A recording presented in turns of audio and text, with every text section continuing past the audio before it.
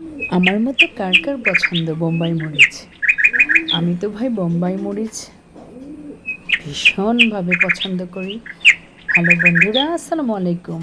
আজ আমি আপনাদের সাথে নিয়ে দারুণ একটি আচার রেসিপি তৈরি করব।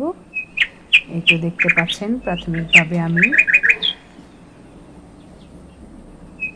পাঁচফোড়ন মশলাগুলো নিয়ে নিয়েছি। এগুলোকে ভালো করে বেটে এগুলোকে হালকা আর ভাঙা করে নিয়েছি। এখন আমার সাথে লাগছে, আমি প্রায় হাফ কেজির মতো বোম্বাই মরিচ নিয়েছি। এতে আমি 300 গ্রামের মতো রসুন দিয়েছি, ছোট রসুনগুলো। তারপর আমি এতে দিয়েছি কাঁচা আম। তো আমগুলোকে কেটে ছোট্ট ছোট্ট করে কিউব করে কেটে নিয়েছি। আমি অধিকাংশ মরিচগুলোই নিয়েছি লাল টাইপের, দেখতে সুন্দর, খেতেও দারুণ লাগে। তো সব কিছু আমি এখানে দিয়ে দিলাম আমি সরিষার তেল প্রায় হাফ কাপ পরিমাণ, লবণ দিয়ে দিয়েছি টেস্টের জন্য, চিনি দিয়ে দিয়েছি এখানে।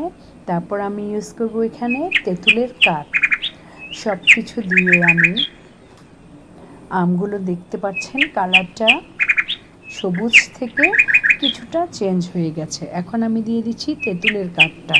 তেঁতুলটাকে আমি ভিনেগারে ভিজিয়ে রেখেছিলাম, ভালো করে কষলিয়ে সেই তেঁতুলের কাঠগুলো দিয়ে দিচ্ছি।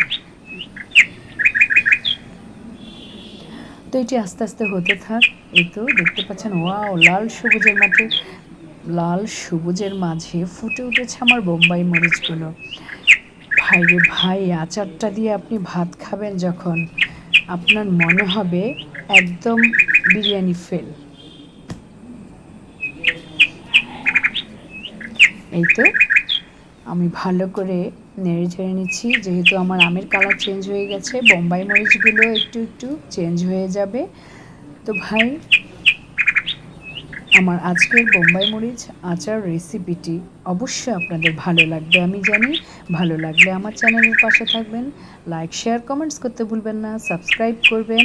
ও আমি আবার দিয়ে দিয়েছি এখানে লেবুর রস দিয়ে দিয়েছি আমি প্রায় 3 টেবিল স্পুন। এটি হলে হয় কি, আপনার আচারটা অনেক দিন ভালো থাকবে। এই তো হয়ে গেল আমার বোম্বাই মরিচের আচার রেসিপি। ভালো লাগলে পাশে থাকবেন আর লাইক শেয়ার কমেন্টস করতে ভুলবেন না। আসসালামু আলাইকুম।